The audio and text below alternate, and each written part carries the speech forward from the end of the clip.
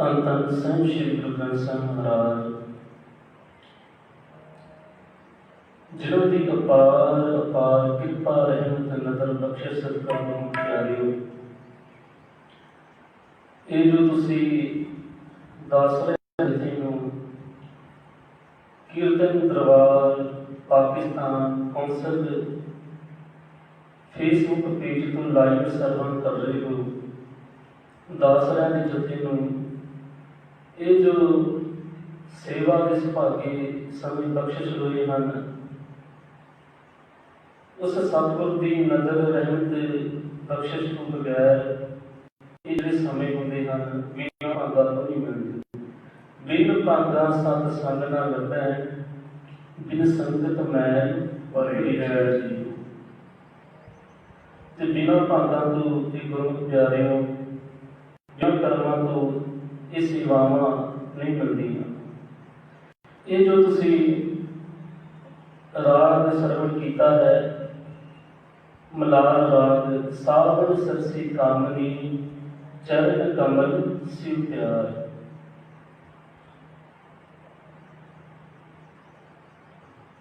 ਹਰੇਕ ਰੁੱਤ ਦਾ ਜਦੋਂ ਮੌਸਮ ਆਉਂਦਾ ਹੈ ਤੇ ਉਸ ਰੁੱਤ ਦੇ ਅਨੁਸਾਰ ਇਹ ਜਿਹੜਾ ਸਾਵਣ ਦਾ ਮਹੀਨਾ ਹੁੰਦਾ ਹੈ, ਸਾਵਣ ਦੇ ਮਹੀਨੇ ਦੇ ਵਿੱਚ ਬਨਸਪਤੀ ਜਿਹੜੀ ਹੁੰਦੀ ਹੈ ਉਹ ਹਰਿਆਵਲੀ ਹੋ ਜਾਂਦੀ ਹੈ।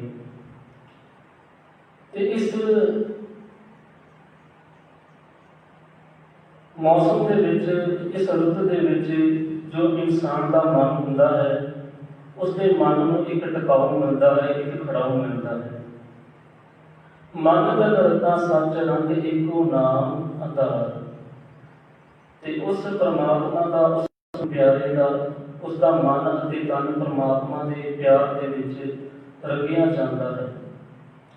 ਪਰਮਾਤਮਾ ਦਾ ਨਾਮ ਹੀ ਉਸ ਗੁਰੂ ਪਿਆਰੇ ਦੀ ਜ਼ਿੰਦਗੀ ਦਾ ਆਸਰਾ ਬਣ ਜਾਂਦਾ ਹੈ। ਸੋ ਗੁਰੂ ਪਿਆਰਿਓ, ਇਸੇ ਤਰ੍ਹਾਂ ਇਹ ਜਿਹੜਾ ਆਪਣਾ ਮਨ ਹੈ, ਇਹ ਪੰਜਾਂ ਵਿਸ਼ੇ ਵਿਕਾਰਾਂ ਦੇ ਵਿੱਚ ਘਿਰਿਆ ਹੋਇਆ ਹੈ: ਕਾਮ, ਕ੍ਰੋਧ, ਲੋਭ, ਮੋਹ, ਅਹੰਕਾਰ।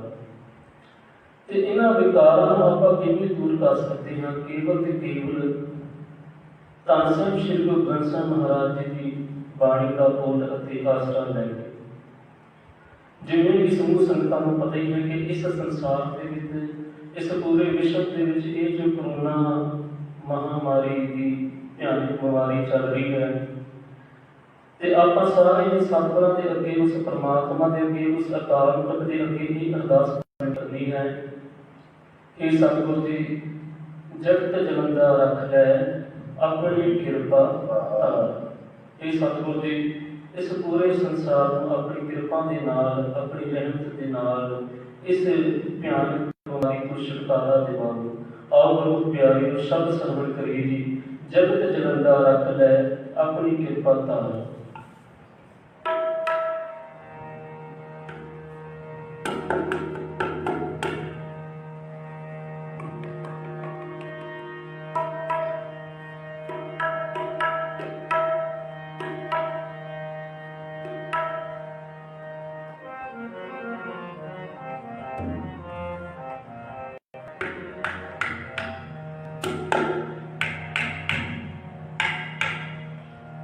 जगत जनता रख ले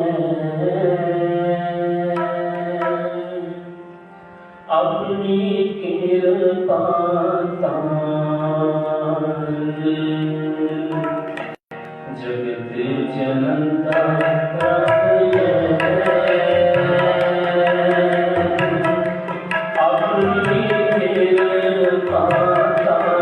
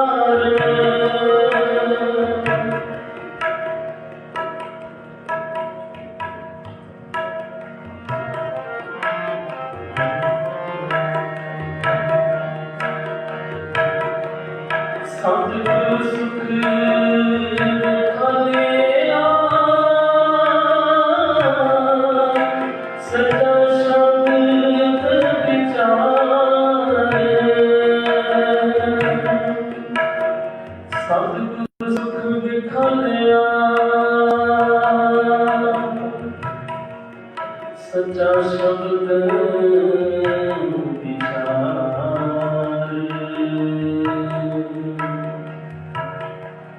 सच्चा शब्द विचार,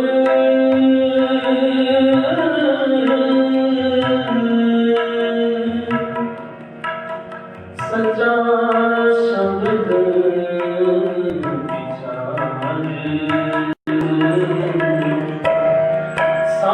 सुख देखा गया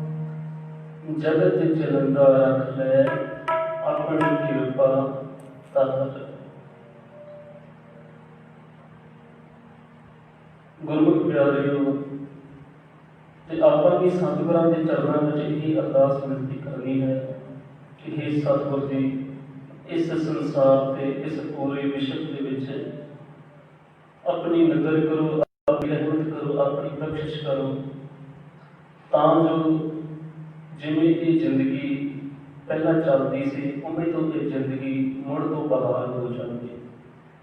ਤੇ ਆਓ ਗੁਰੂ ਪਿਆਰਿਓ, ਸ਼ਬਦ ਸਰਵਣ ਕਰੀਏ ਜੀ। ਗੁਰ ਪੂਰੀ ਕਿਰਪਾ ਤਾਰੀ, ਪ੍ਰਭੂ ਪੂਰੀ ਲੋਚਨ ਹੋਈ।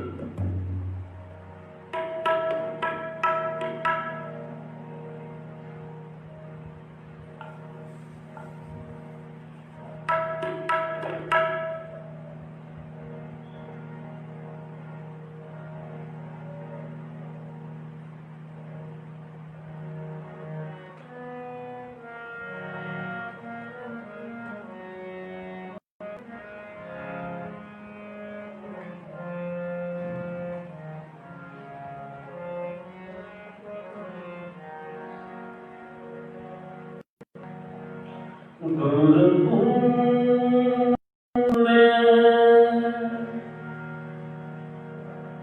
कृपा तारी प्रभ पूरी लोच हमारी। गुरपूरे गुरपूरे